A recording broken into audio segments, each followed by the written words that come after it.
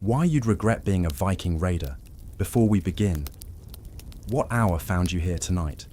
Can't sleep? Neither can many others. Drop your time below. I always read them. You wanted adventure. You got a boat. Well, boat is generous.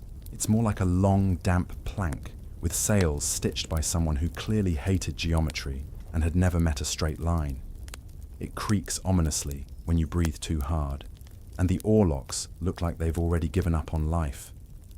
But none of that matters, because you are a Viking now.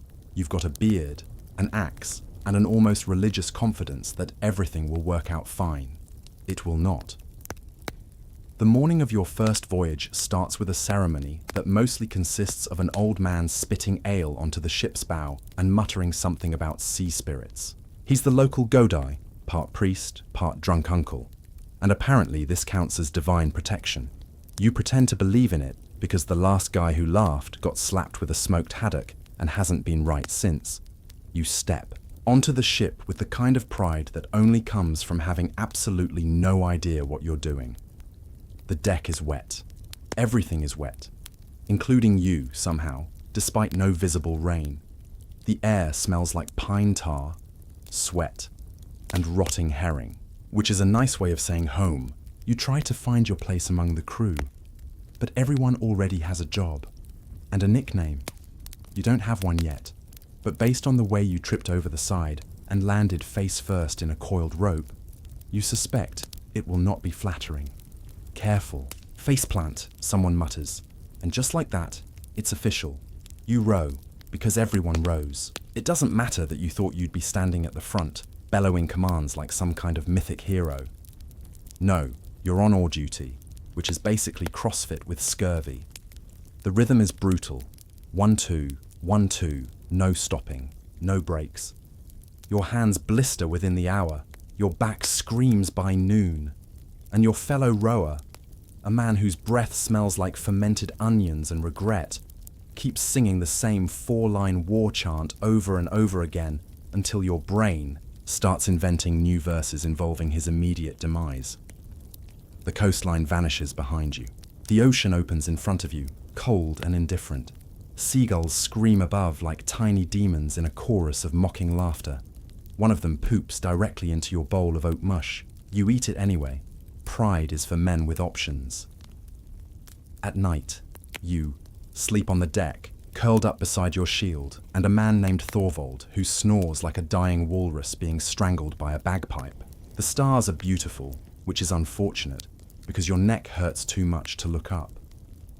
The sea sloshes under the boat in an endless lullaby of nausea. You try not to think about the fact that no one actually explained where you're going, or why, or how long it'll take to get there. You ask the captain the next morning. He laughs, points vaguely west and says, "Where the monks are fat and the gold grows on trees."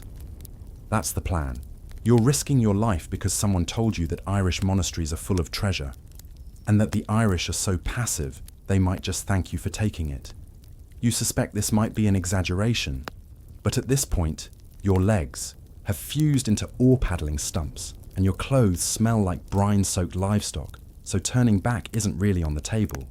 Besides, no one turns back. Not without being labelled a nidinga, which is a fancy Norse word for gutless traitor, or more accurately, dead meat.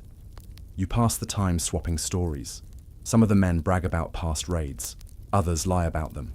One man named Eirik swears he once stole an entire church bell by hiding it in his pants. You don't question him, mostly because his pants do seem unusually wide. You do, however, ask what happens if you fall overboard. They laugh. Then they point to a rope tied to the mast and trailing into the water. That's for dragging back. The body, says one of them, if we feel like it. And that's when you realize you're not part of a well-oiled war machine. You're part of a floating disaster held together by spit, ego, and beer farts. The man steering the ship keeps squinting like he's lost a bet with the sun, and the only map on board is tattooed onto someone's butt as a joke.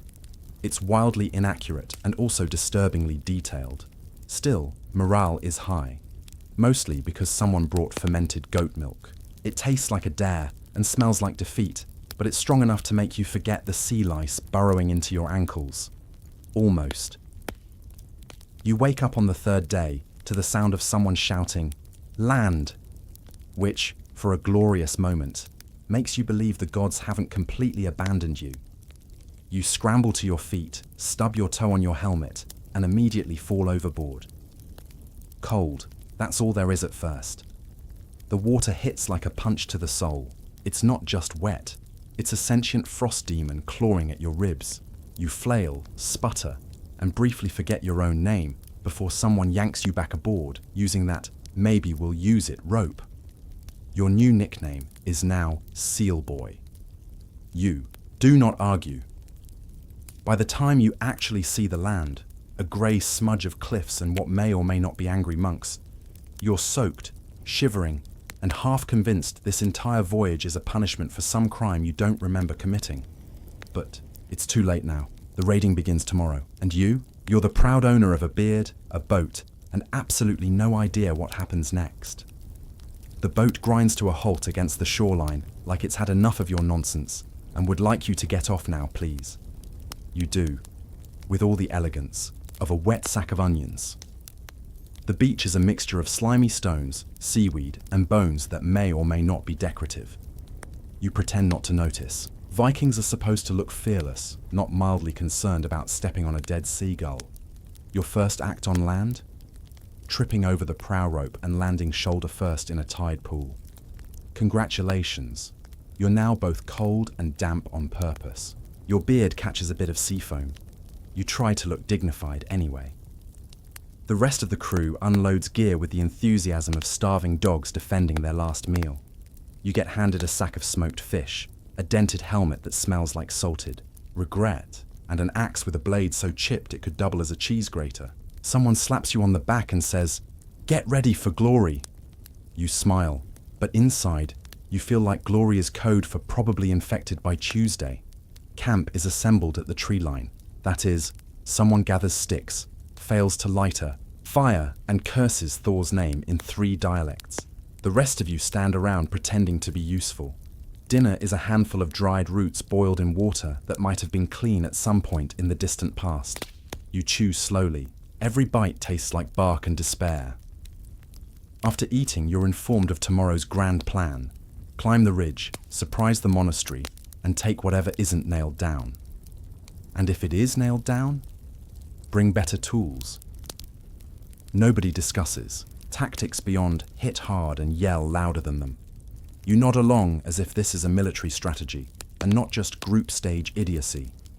The captain draws a crude map in the dirt using a chicken bone. You learn nothing from it, except that he's bad at drawing circles. Night falls. You sleep with your shield over your feet and your axe in your arms like a very aggressive teddy bear. Your bed is mud. Your blanket is wind. Your lullaby is Bjorn, snoring like a dying moose while someone nearby coughs ominously every 30 seconds. You try to dream of victory, but mostly dream of warm bread and not being here. Dawn shows up rude and early, as always. The air smells like moss, wet wool, and fear sweat. Your boots are still soaked from yesterday. You consider crying, but remember you're supposed to be a warrior. So you groan quietly instead and call it stoicism. You march uphill through thickets and brambles that do their best to assassinate your shins. At some point, your helmet slides sideways and blinds you. You walk into a tree.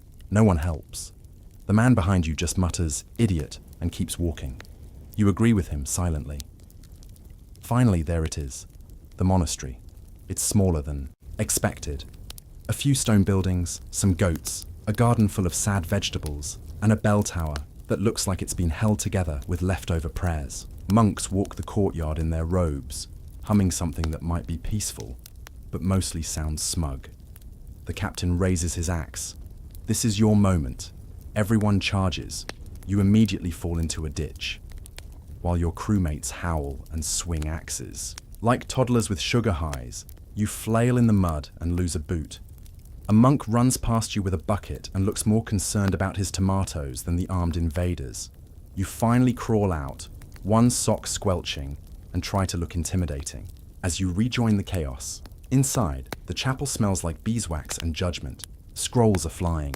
Someone set a hymnal on fire. A goat runs by wearing a bishop's sash. You grab a silver bowl and try to look victorious. It slips. It clatters. You pretend you meant to do that. Eventually, the captain blows a horn and yells, "Fall back!" which really means, "We've stolen enough cheese and time to leave before reinforcements arrive." Outside, the crew is cackling over loaves of bread, 2 jugs of sour wine, and something that might be a relic or just a very shiny spoon.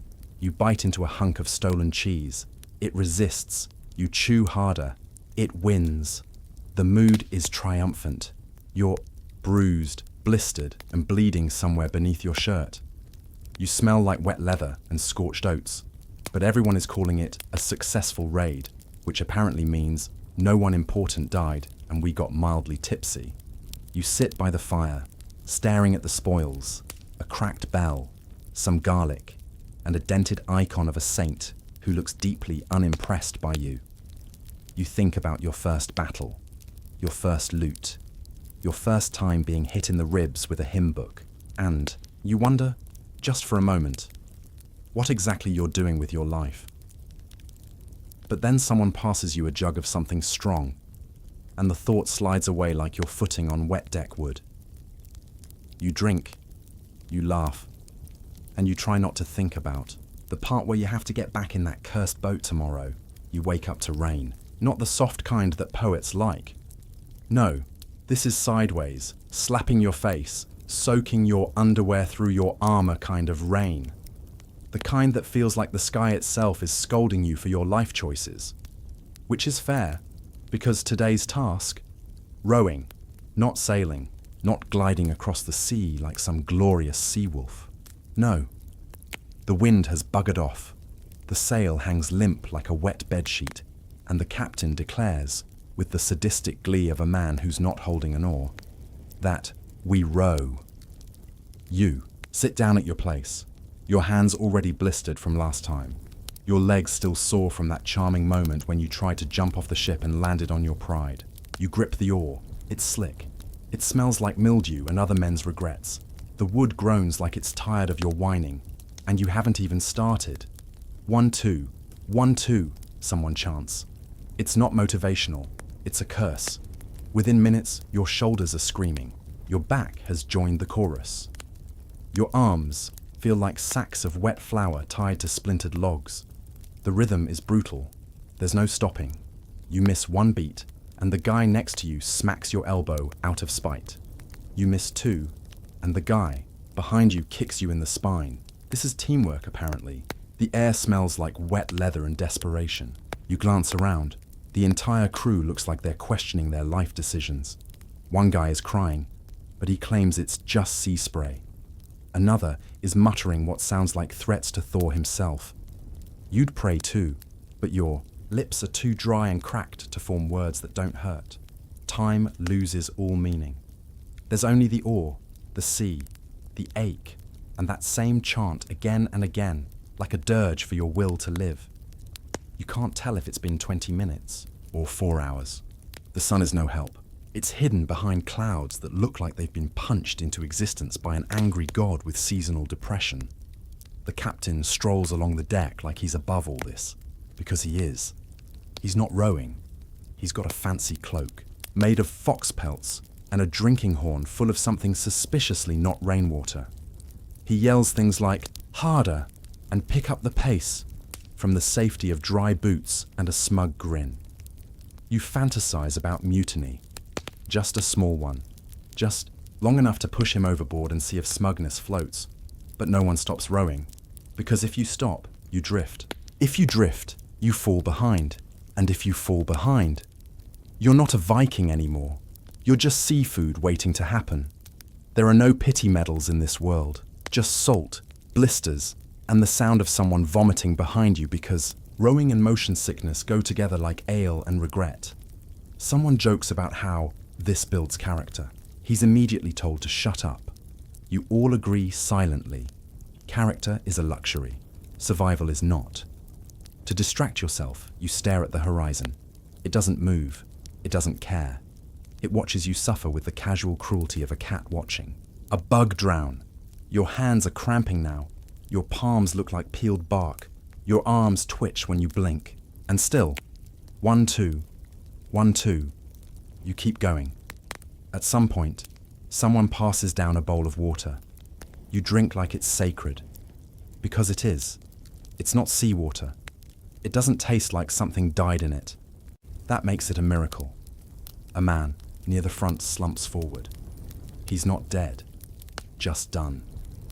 The others shift to cover his oar. No one says anything. You just keep rowing, now with more weight and fewer hands. That's the way of things. No rest, no excuses, only forward.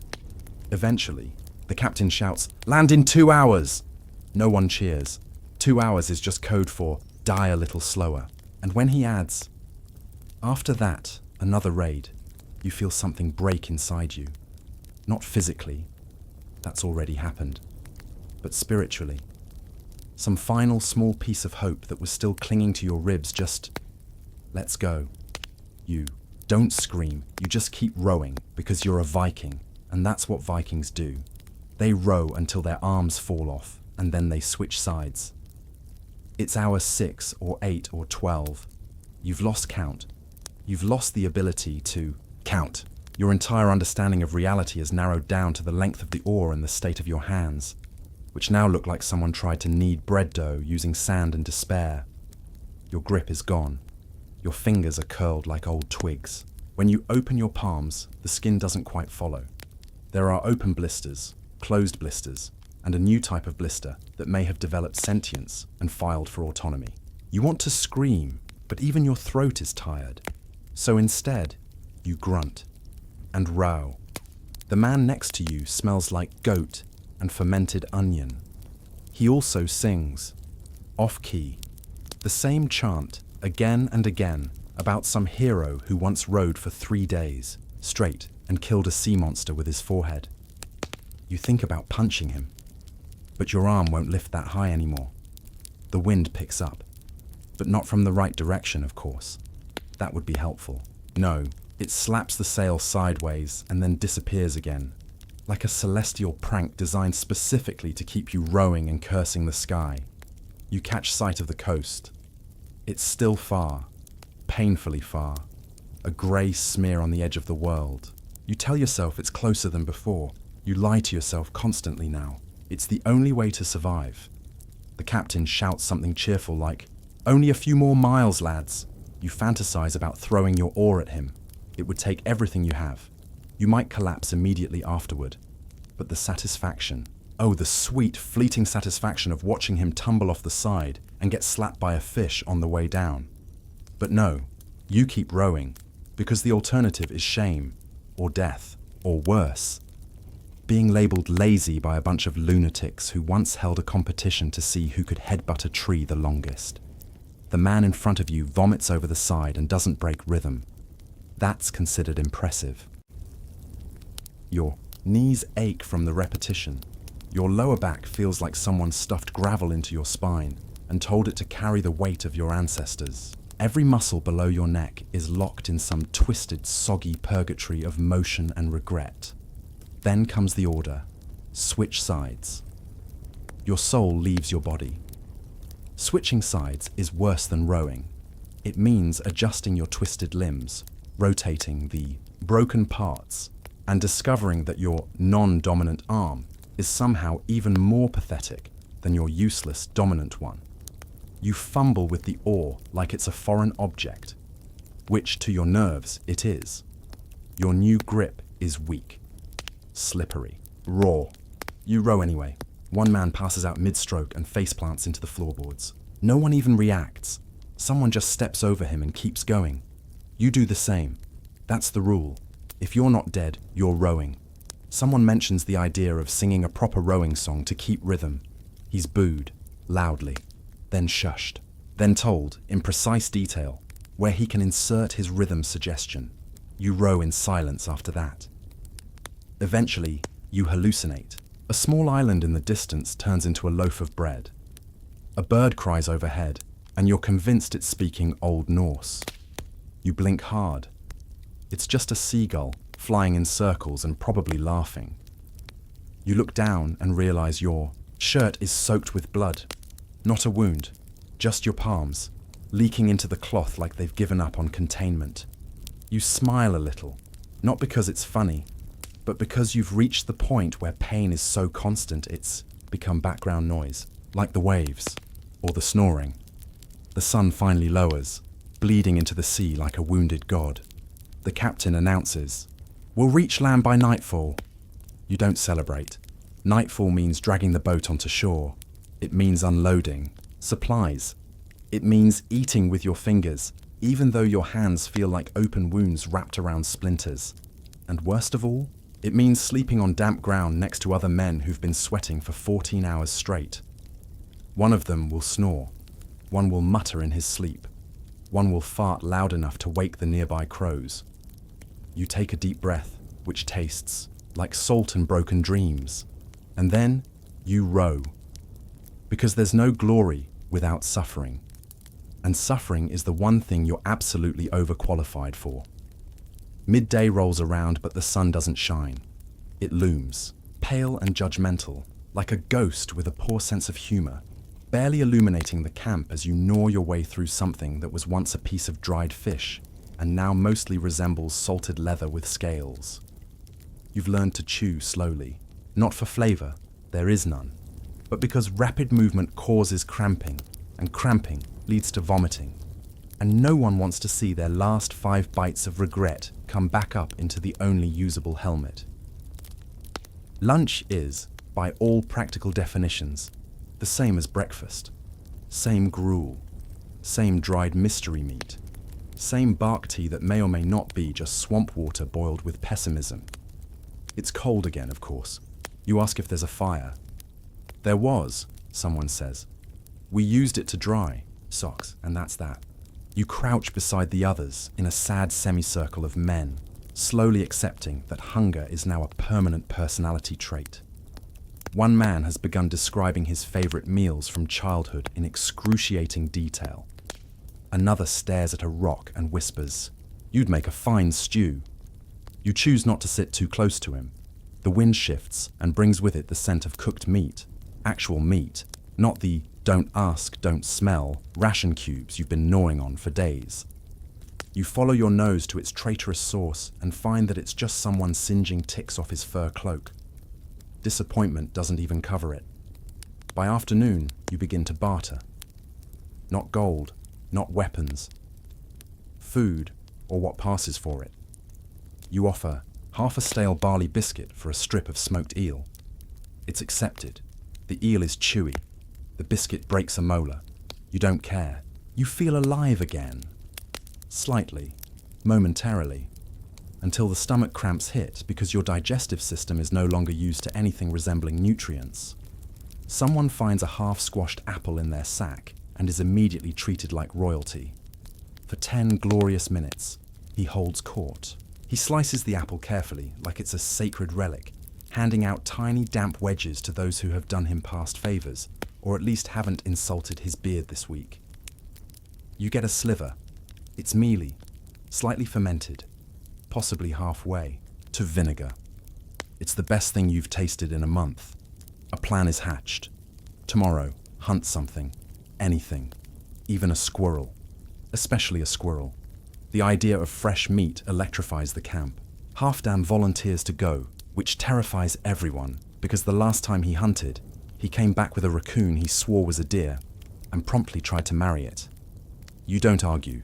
Hunger makes you flexible. The day drags. You try to sharpen your axe, but the stone is chipped, and the blade already has more rust than edge. You consider using your teeth. You reconsider. You stare at the blade long enough that it starts to resemble a loaf of bread. You blink it away. Dinner is announced by someone yelling, "Same slop, different bowl." You sigh. They weren't joking. It's literally the same bowl. Your stomach whimpers like a kicked dog, but your brain is past caring. You shovel in cold grey regret and chase it with more bark tea that tastes faintly of mildew and betrayal. Across from you, someone passes out mid-chew. His bowl tips into the dirt. No one helps. Dirt improves the texture. The captain, as usual, eats something different. Something from a sealed pouch he brought from home. It smells like meat, real meat. Spiced, cooked, intentionally edible. You hate him in that moment with a purity that could crack mountains. He offers no explanation, no sharing. Just a nod. You nod back. But mentally, you're skinning him like a deer and roasting his smugness over a fire made from his own boots. Later, that night, you lie awake, stomach growling audibly beside the chorus of farting, snoring warriors who've also been living off of moldy oats and passive aggression. You think about food, real food, and your mouth waters so much you nearly choke on your own spit. You dream of roasted pork, fresh bread, honey-drenched pastries. You wake up chewing your own blanket. You tell no one. And when morning comes, and they hand you that same wooden bowl again, still sticky from yesterday and still steaming with despair, you say nothing. You just eat because you're not hungry, you're starving, and that's your new normal. You thought you'd grown used to it by now. The boat, the rain, the misery. You thought there was a limit to how wet a person could be. You were wrong. You are now wet in ways science doesn't fully understand. Your boots are filled with a swamp that once aspired to be a sock. Your cloak is soaked. Your beard drips. And your soul? Soggy. The rain isn't falling anymore. It's flying. Sideways. At speed. It hits your face like icy slaps from a very angry ghost. You try to tighten your hood, but the rope is slick. The knot is stuck. And your fingers are too numb to do more than fumble at it like you're trying to strangle a particularly uncooperative eel. And the worst part? You're still on the boat. Yes, land was spotted 2 days ago. Yes, you rowed toward it with every blistered ounce of effort you had left. But no, you didn't make it, because the wind changed its mind. The waves laughed in your face, and the current spun you in a lazy circle of shame. So now, you're back where you started. Cold, wet, and cursing the sea with creative new words that shouldn't exist in any language. Your boots squelch with every step. You can't take them off, not because you don't want to, but because they've formed some sort of symbiotic relationship with your feet. They no longer come off. They're part of you now. You are Bootman, half Viking, half shoe. The crew is in no better shape. Everyone's covered in damp furs and layers of mood rot. Morale is lower than a snake's belly in a trench. Someone tries to lighten the mood with a sea song. They're promptly told to shut it before someone uses their lungs as bait. You swat. At your ankle, convinced something just wriggled. It did. Something bit your toe. You're not even in the water. There's a brief moment of silence as you stare down at your boot, now home to a creature that either crawled aboard during the last beach stop or evolved from mold. Either way, you don't want to know. You just tighten the laces, mutter a prayer to Thor, and hope whatever's in there learns to coexist peacefully. Rain drips from every surface of the boat, from the oar handles, the edges of the sail, the eyebrows of the captain, who looks like a raccoon, soaked in vinegar. He gives orders with all the enthusiasm of a man who regrets every decision he's ever made, including hiring you. We keep west, he says. You ask why. He blinks at you, shrugs, and says, the sea speaks. You listen. The sea is saying, screw you specifically. The waves rise higher. The boat lurches like it's had one too many fermented fish guts. You cling to the side, trying not to puke, but failing. Again, there is no dignity left. You've thrown up so often the fish probably recognize you by stomach contents alone. Someone tries to bail water with a helmet. It leaks. Someone else tries with their hands. That leaks too. Eventually, you all give up and just start chanting, don't sink, like it's a spell. It's not. By midday, the storm worsens. The sky turns a shade of grey that makes your bones feel cold. The ocean begins throwing itself at you in aggressive bursts, as if it's tired of the foreplay and wants to drown you properly now. You can't remember when you last slept, or ate, or felt your toes. You think about removing your boots again, but last time someone did that, a crab fell out and pinched a man so hard he wept. There's a loud crack, The mast groans.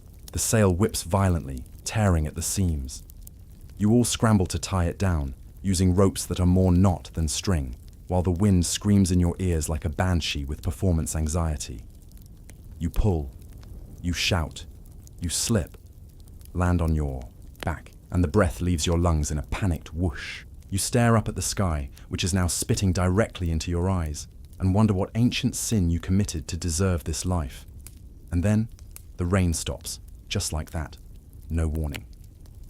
The clouds part slightly.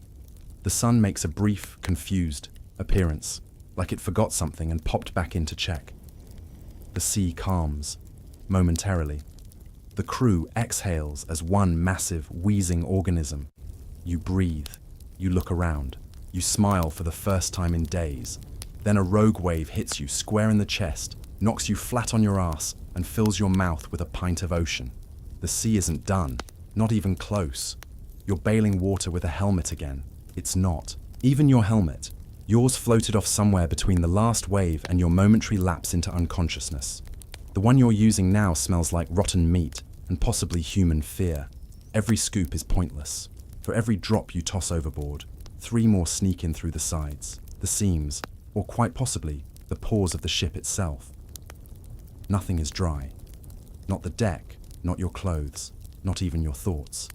Your mind has gone damp, mushy, squishy in the corners. You think you remember what it felt like to be dry, sun on your skin, soft hay, a warm hearth, but that life seems like someone else's. Someone richer, smarter, less involved in nautical self-harm. The captain screams something about adjusting, the sail. You try.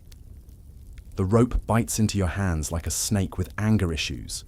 You lose your grip, stumble, bash your shin on the mast, and say 3 different curses. One in your native tongue, one in Saxon, and one you just made up on the spot. The rope slaps you across the face on its way down. The boat laughs. Not literally, but the creaking shore sounds smug. You look around. The crew is in varying states of drenched despair. Someone has removed all their clothes in protest and is now dancing in the rain while screaming about sea gods and personal betrayal. No one stops him. Honestly, he's the only one with a valid coping strategy at this point. Another man is lying flat on the deck with his eyes open, mumbling, "The wood is whispering." You don't ask. You don't need that knowledge. You just keep moving, because if you stop, you might become part of the boat. A lichen, a sad, angry fungus in human form. Food? Gone. The dried fish turned to mush in the moisture. The biscuit supply molded into something so alive it tried to crawl. Out of the barrel. One man swears he saw the bread blink. You chew on a strip of leather from your bracer. It tastes like salt, old sweat, and bad decisions. Still better than the gruel. Eventually, someone spots land again. That's the good news. The bad news, it's the same land you passed yesterday. You've gone in a full circle. There's a silence on the boat. Not the peaceful kind. The kind that happens when everyone simultaneously realizes they might be trapped in some divine comedy written by a drunk god with a grudge. Maybe the sea doesn't want us to raid. This time, someone suggests, he is punched, with minimal ceremony. Time slows. The waves don't get bigger. They just get heavier, like they've been absorbing your disappointment and flinging it back in liquid form. You bail. You row. You freeze. You soak. There is no hope, only damp socks. Your skin is starting to wrinkle, in ways skin shouldn't. It peels in places, chafes in others. Your thighs burn from hours of bracing against a shifting deck. You start naming the knots in the wood. You talk to a barrel for 10 minutes before realizing it's not actually listening. Then again, neither are your crewmates. At one point, someone tries to rally the group with a story about Odin surviving 9 nights hanging from Yggdrasil. You respond by reminding everyone that Odin got wisdom for his trouble. All you've gotten is trench foot and a rash that may or may not be spreading to your face. Even the birds are gone. No gulls, no crows, no scavengers. Even the sky rats don't want to be part of this cursed voyage anymore. Eventually, miracle of miracles, the storm calms. The sea levels out, not with kindness, but with the exhausted indifference of a predator that's too full to keep, playing with its food. The rain fades to a mist, the wind drops to a sulk, and the boat, held together by spite and damp rope, drifts toward the shore like a wounded log searching for dignity. You touch land like it might vanish. You kiss it. It tastes like sand and panic. You collapse on the ground, still soaked, still, shaking, still in possession of exactly 0 pieces of gold, 0 honor, and a strong suspicion that the sea is not done with you yet.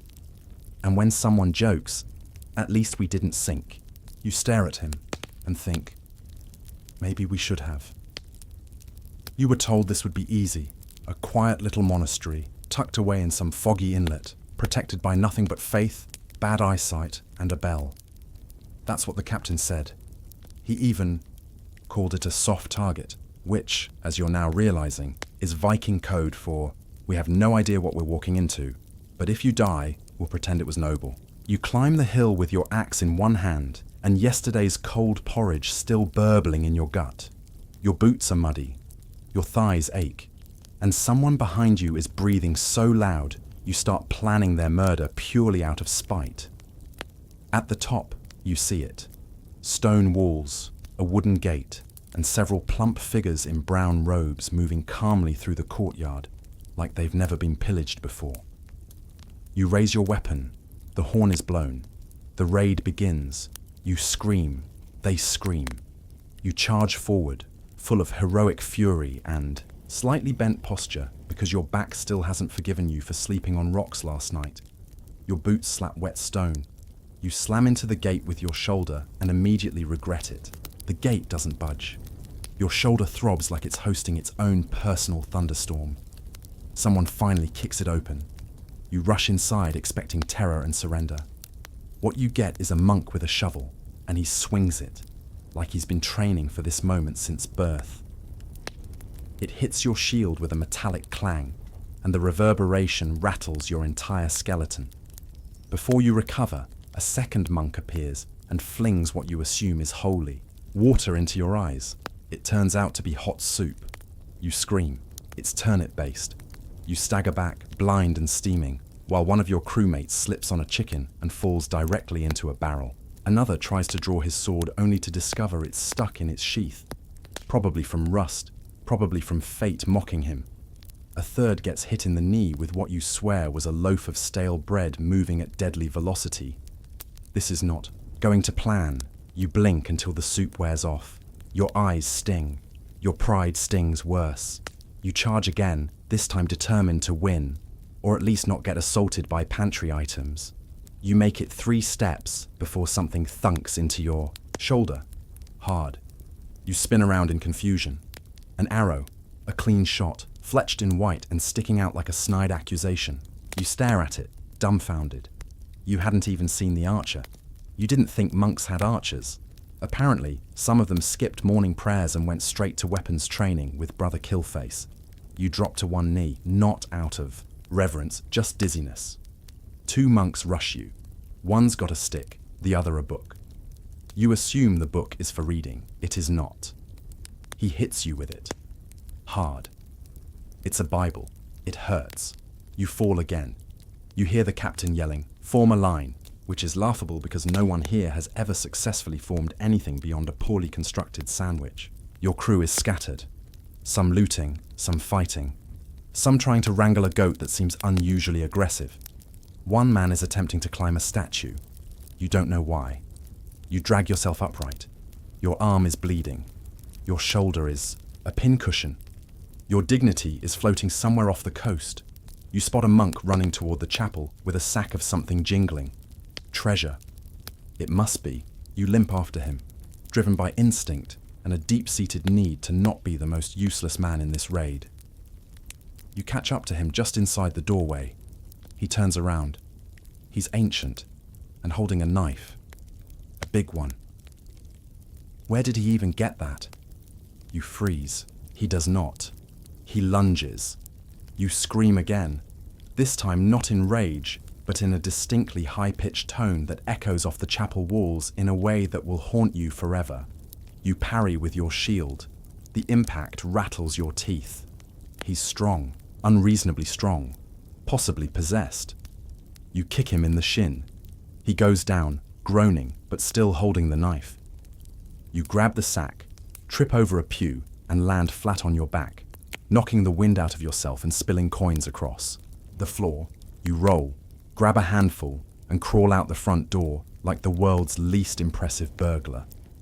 Outside, the chaos is winding down. Smoke rises from a small fire, someone set, just in case. A bell is ringing, constantly, annoyingly, because someone thought hitting it repeatedly would confuse the monks. It confused everyone. You stagger toward the group, clutching your stolen handful of silver and leaking bodily fluids from 3 different locations. The captain claps you on the back. "Good fight," he says. You nod, pretending you're not seconds. From vomiting, he grins, then points at your shoulder. Arrow suits you. You limp back to the ship like a man who just fought a bear and lost to the tree it was hiding behind. The arrow's still there, lodged just below your shoulder. It didn't hit anything vital, which is both a miracle and a disappointment. At least if it had, they might carry you back like a hero, instead of watching you drag your leg through the mud like a wounded goose. Someone offers to yank it out. You decline. You've seen what happens when people yank things out. Blood, screaming, and that one time someone fainted into a fire pit and burned off their beard. You'll keep the arrow for now. It adds character. It also keeps people from bumping into you, which is nice. The crew gathers around a small pile of loot, like starving. Dogs around a stolen pie. Most of it's underwhelming. Candlesticks, wooden crosses, a cracked chalice. Someone found a sack of herbs and is already trying to smoke them. The captain declares the raid a success, despite 3 injuries, 1 man missing, probably fine, and a near-fatal encounter with what turned out to be a very territorial goose. You lean against the mast, trying to slow your breathing. Your ribs ache. Your elbow twitches. Your stomach is threatening to mutiny. But you survived. You stole things. You bled for it. That counts, apparently. One of the men offers you a drink. Something strong, brown, and possibly flammable. You take it without asking what it is, and immediately regret that decision. It burns all the way down and then circles back for a second pass. You cough so hard, your wounded shoulder pulses like a drumbeat. "Warrior's brew," he says, grinning. You nod. Warrior's ulcer, more like. Dinner that night is celebratory, which means they found a half-dead pig and cooked it until it was warmish. You chew slowly. You think it's meat. You hope it's meat. It's hard to tell through the texture, which is best described as resilient. Everyone's sharing stories of the battle now, glorified, exaggerated, and wildly inaccurate. One man claims he wrestled a monk with one hand while stealing a relic with the other. Another insists he set fire to the chapel with nothing but his eyes. You quietly chew and say nothing. Your story involves being tackled by a pensioner and nearly wetting yourself in a sacred space. It doesn't sound as impressive. The captain stands and gives a speech, mostly about bravery, brotherhood, and how the gods smiled on us today. You glance at the gods. The sky is grey, the wind is cold, you're bleeding. If this is divine approval, you'd hate to see what smiting looks like. Eventually, the fire dies down, and the crew begins snoring in wet cloaks and twisted limbs. You lie there awake, staring at the stars through the thin cloud cover, feeling the dull throb of your wound and the sharper throb of reality settling in. You thought raiding would feel different, more glorious, more heroic, less screaming, less soup. You imagined yourself returning home with silver dripping from your arms and songs written in your name. Instead, your boots are still squelching, you smell like goat, and the only music is the sound of someone coughing themselves awake every 10 minutes and muttering curses in their sleep. Your fingers twitch, nerves maybe, or something worse. You poke your wound gently. It flinches. You whisper a prayer to any god still listening. Not for glory, not for gold, just for the arrow not to be infected. You've seen infected. It ends with a fever and someone holding you down while another guy brings out the axe, and not the heroic kind. You roll onto your side, trying not to press the wound, and finally begin to drift off. That's when you hear it. The bell, still ringing. Faint, distant, but steady. Someone left it swinging in the monastery tower, and now the wind carries it across the water like a tiny reminder. You didn't win, you just left, with bruises, silver, and the permanent emotional imprint of a monk with very accurate aim. You sigh, close your eyes, and dream of a world where breakfast is hot, battles are fair, and monks don't throw soup. It begins, like all bad ideas, with shouting. Someone spotted smoke on the horizon. Someone else declared it the perfect target. And just like that, the plan was made. No scouting, no questions, just enthusiasm, axes, and a dangerous lack of long-term thinking. You march toward the village with your heart pounding and your boots squelching, because of course they're still wet. They've been wet for so long, they've evolved into aquatic footwear. You gave up on dry socks 2 raids ago. Now you just peel the mold off and call it laundry. The village is quiet. Too quiet. Which everyone agrees is a good sign, because you're idiots. You rush in screaming, weapons raised, and immediately realize you've made a mistake. Because instead of panicked villagers and undefended livestock, you find resistance. Actual resistance, with pitchforks and torches, and one very angry woman who throws a flaming log directly at your face. You dodge it, barely. Your beard does not. You smell it before you feel it. That crisp, singed aroma that lets you know a piece of your identity is currently on fire. You pat it out with your sleeve, which then also catches fire, because of course it does. You fall to the ground, rolling and swearing and flailing like a man wrestling invisible bees. Someone laughs. You swear vengeance, then get hit in the back with a chicken. Yes, a chicken, thrown with accuracy and hate. It flaps, it claws, and it does lasting damage to your dignity. You fling it aside and charge blindly into the fray, now smelling like smoked meat and bird panic. The fight is chaos. Your crew is scattered, half looting, half screaming, half on fire. That's too many halves, you know. But math doesn't apply anymore. One man has slipped in pig muck and dropped his sword. Another is trapped under a cart full of turnips. Someone is trying to fight a rooster that has clearly been trained in some kind of poultry combat. You kick open the door to a cottage, expecting gold. You get soup, boiling, thrown directly at you. Again, you stagger back, howling. It's turnips. Again. Always turnips. Why is every village in this godforsaken country armed with soup? You finally make it to the center of town where the captain is waving a burning flag and screaming something about Odin's will. You're not sure Odin would approve of this. You're not sure anyone would approve of this. The air is filled with smoke, ash, and the smell of burning thatch. Children are crying. Livestock are screaming. Someone is urinating into a bucket and using it to put out a fire. It's unclear if it's working.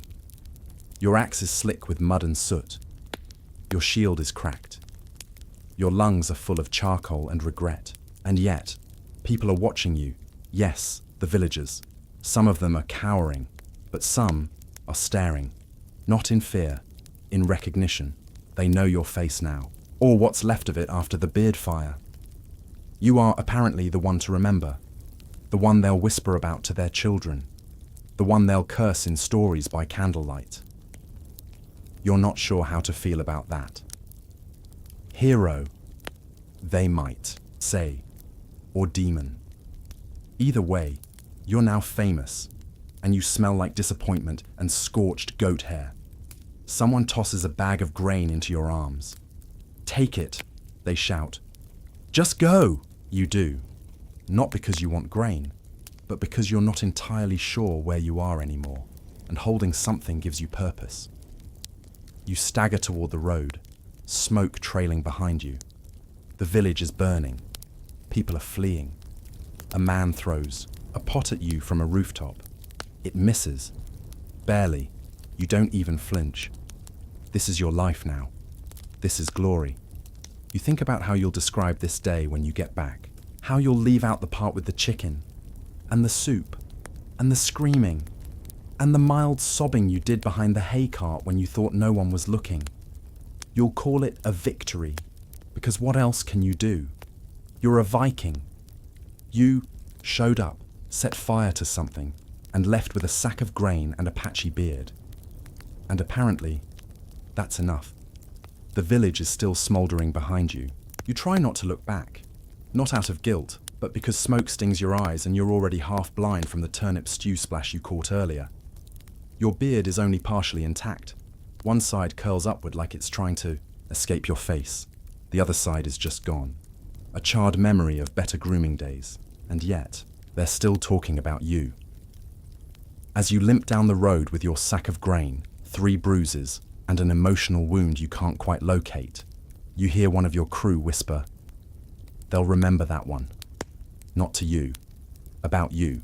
You want to correct them. You want to scream, 'They'll remember that I tripped over a burning chicken coop and screamed like a child who stubbed his toe on destiny.' But instead, you nod solemnly. You let them believe. Because when your boots are filled with ash and your left eyebrow has melted into a permanent squint, you take whatever victories you can. The crew is unusually quiet, probably because half of them have burns. One of them is still carrying a goat out of what may have been pure confusion, and someone else hasn't stopped coughing since inhaling a full basket of singed wheat flour. You don't ask questions anymore. You just assume everything's on fire, internally or externally. You reach the boats, where the loot is piled in a soggy, questionable heap. Some of it's worth something. Silver spoons, woven cloth, a few ornaments shaped like saints or vegetables, it's hard to tell. But most of it, barrels of barley, pickled cabbage, 1 egg, not a basket, 1 egg. The captain raises it like a trophy. A good haul, he declares. You say nothing. You're busy removing a twig that has somehow fused with your thigh hair and praying quietly that the oozing blister on your foot doesn't get gangrenous. Someone behind you burps smoke. The rest of the day is spent patching the sail and nursing wounds with a medical technique that amounts to rub moss on it and drink until you stop screaming. It works. Sort of. The pain is still there. It's just that the mead convinces you it's someone else's problem. By dusk, a fog rolls in. Not peaceful fog. This is the heavy, damp, creeping kind. The kind that wraps around your ankles like cold fingers and makes your bones hum in a way that screams bad omen, louder than a raven doing cartwheels over a battlefield. You sit near the fire, which crackles politely and fails to warm anything. The men begin talking about you again. They retell the story, embellish it. You hear things like, he faced down a burning house and didn't flinch. He caught the torch mid-air. He kicked a monk so hard the man exploded. You don't correct them. The truth is, you slipped on a greasy cabbage leaf and only looked like you were diving into action. But no one else saw that. What they saw was a man covered in soot, screaming and swinging, marching out of the smoke with half a beard and a sack of loot, like some kind of myth come to life. So you let them believe. Because what's the alternative? Admitting that fame in Viking life is just being the one idiot who didn't die loudly. You lean back, watching sparks drift upward into a sky that still smells like the village you torched. Your beard is ruined. Your boots are melting. Your ribs feel cracked. And the only thing in your stomach is 2 spoonfuls of turnip soup and 1 bad idea. And still, they look at you like you're the future. The stories will grow. You'll become the man who never missed, the warrior who walked through fire, the raider with the flame-kissed face and the thunderous scream. You smile. You cough up ash. You pass out face down in the dirt and dream of bread. Not gold, not glory, just bread. Soft, warm, bread. And in your dream, even the bread is on fire. The raid's over. The flames are dying. The captain is snoring in a puddle of mead and false confidence. And you're hungry. Not regular, I skip breakfast. Hungry. More like, I'd punch a goose for soup. Hungry. Problem is, the stew pot is empty. The bread is moldy, and the only thing left in the barrel is a soggy onion that bit someone last night. So, naturally, someone suggests mushrooms. You know mushrooms. Sometimes they're food. Sometimes they're poison.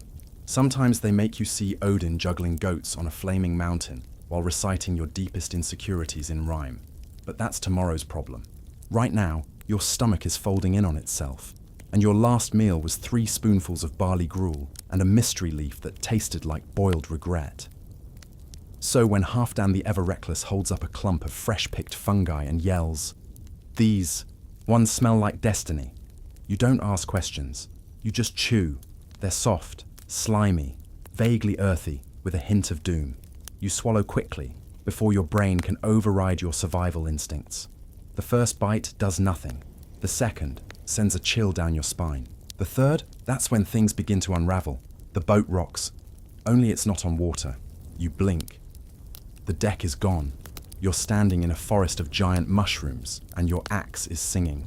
Not metaphorically. It's actually singing. Off-key. Something about vengeance and soup. You try to respond, but your tongue has turned into a squirrel. It jumps out of your mouth and scurries away, cursing your name in Old Norse. You sit down, hard, and realize the ground is a puddle of your own shame. Or is it mead? It smells like both. You lean back and gaze at the sky, which has melted into a swirling vortex of runes and floating goats. One of them winks at you. You wink back. You're polite, after all. Then the axe speaks again.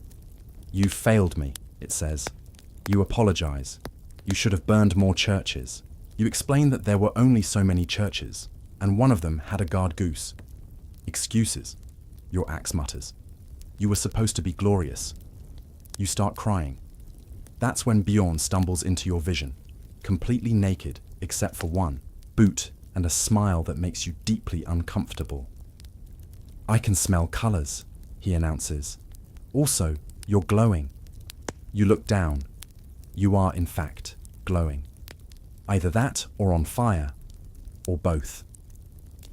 Someone runs past shouting, "The pigs are stealing," My thoughts! followed by actual pigs. You can't be sure if they're real or just metaphors. Either way, they're winning. Your stomach churns. Not metaphorically. This time it's very real. You stagger to the side of the camp and vomit what appears to be your soul. 3 mushrooms, and something that may have been alive. The vomit looks back at you and whispers, "Never again." You agree. The sky begins to hum. Your fingernails vibrate in sympathy. Someone is howling at the moon, which is fair, because the moon is now a giant wheel of cheese with your mother's face on it. She looks disappointed.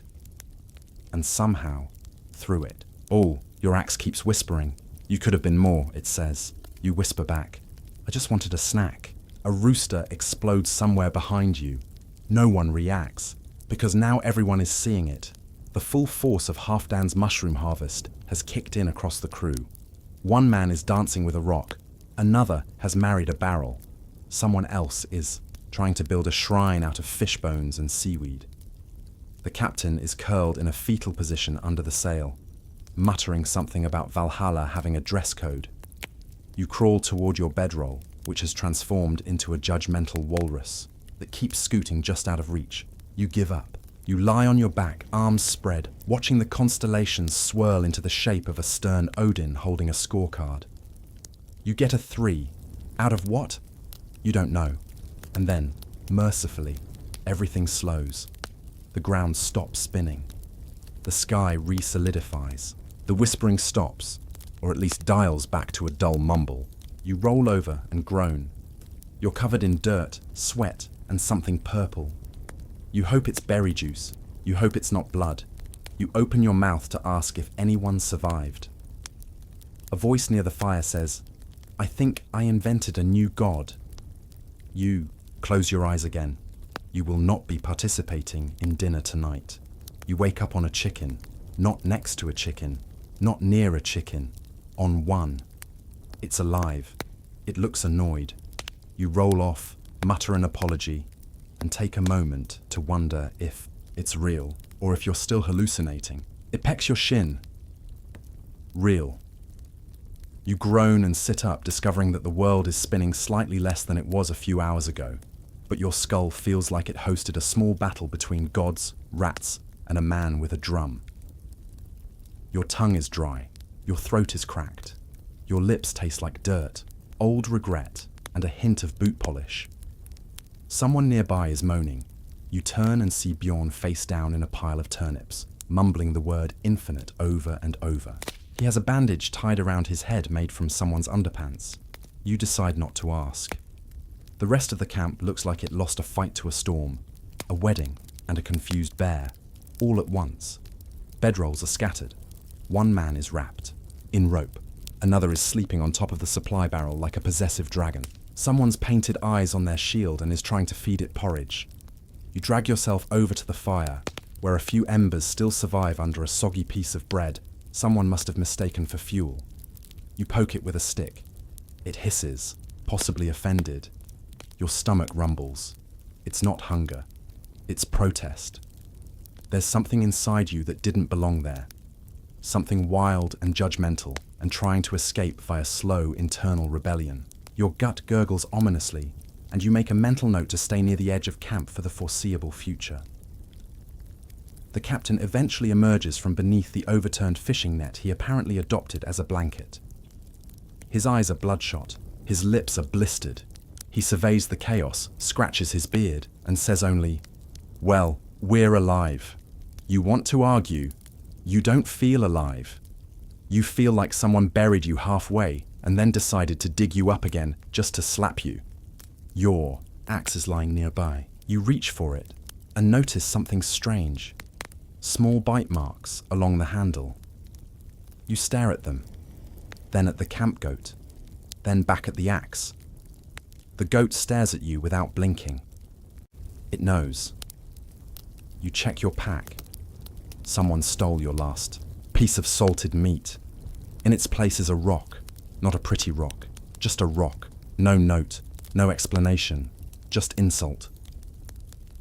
You try to ask who took it, but your voice comes out hoarse, like you spent the night screaming into a barrel, which, based on the evidence around you, might actually be true. You sip water from the communal flask. It tastes like ash and broken promises, but it's wet, and that's enough. One of the crew stumbles over with a grin on his face and a strange mark on his forehead. "I saw the gods," he says. "They were dancing." You nod slowly. He adds, "They told me to kill you." You stop, nodding. He laughs and walks away. You don't sleep again that night. The next few hours are a blur of vague attempts at rebuilding camp morale. Someone tries to start a chant. Someone else starts weeping. There's a brief, impromptu wrestling match between two men arguing over whether mushrooms are a blessing from the forest or Satan's toe fungus. No one wins. Both pass out. By midday, the fog in your brain begins to clear. You recall fragments, shouting at the fire, challenging a pine cone to a duel, weeping over your missing sock. You pat your chest. The sock is still gone. So is your dignity. You find a half-eaten mushroom in your belt pouch. You stare at it. The texture is spongy.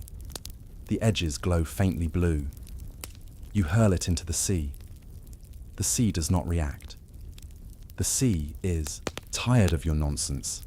Halfdan, the idiot who started this entire fungal fiasco, wakes up covered in mysterious stains and muttering about a golden elk. No one listens to him anymore. He's been declared spiritually unstable, even by Viking standards, which is impressive. The captain declares mushrooms banned. Everyone agrees. Then someone finds a new patch near the tree line and pockets them when no one's looking. You pretend not to see. Survival in Viking life is often about selective blindness. By nightfall, the hallucinations have mostly faded, though the trauma remains. You eat dried fish without comment. You wrap yourself in a musty cloak. You sharpen your axe, and when someone mutters, "Remember yesterday?" the entire camp goes silent. You do remember. You remember the talking trees, the whispering axe, the way your shadow tried to strangle you with a fishing net. You remember the taste of dirt, the bite of shame, and the certainty that the moon was judging you. And now, as you lie awake under a blanket that might still be damp from someone else's nightmare, you wonder, what if that was the best meal you've had in weeks? You try not to think about it. You dream of bread again. This time, it eats you. You've barely recovered from the mushroom incident when the captain announces a new destination, a friendly village further inland. They owe us favors, he says, which, translated from Viking into common sense, means we didn't raid them last year and they still talk to us. You march in sore, sunburned, and still emotionally haunted by the sight of Bjorn eating moss and declaring it divine. But you're alive, which is more than can be said for that chicken you hallucinated into a sea serpent and attacked with a spoon. The village is small but clean. That's already suspicious. The air smells like baking bread and smoke in a pleasant, domestic way. Not the screaming and ashes kind you've grown used to.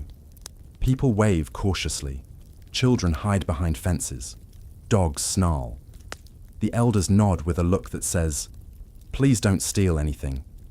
You pretend to be civilized. It's exhausting. You're led to the longhouse where the local chief waits. He's an older man with a thick beard, 3 teeth, and the posture of someone who's fought more battles than you've eaten meals. He greets your captain with a grunt and a slap on the arm that sounds like 2 wet logs colliding. And then you see her, the chief's daughter. She walks in like she owns the floor, tall, fur-cloaked, and wearing a gaze sharp enough to skin a deer at 20 paces. Her braid looks like it could strangle someone by accident. Her boots are cleaner than yours have ever been, and she's glaring directly at you. You haven't even spoken. You nod, trying to be polite.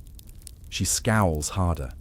You panic and blurt out the first thing your brain, still half soaked in mushroom trauma, can think of.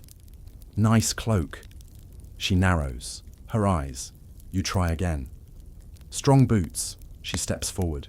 You open your mouth one last time and say tragically, "Big face." Silence. The air freezes. Even the chickens outside stop clucking. She stares at you like you just insulted her entire bloodline and proposed marriage in the same sentence. Then she smiles. Not the nice kind. The kind wolves use right before they eat something smaller.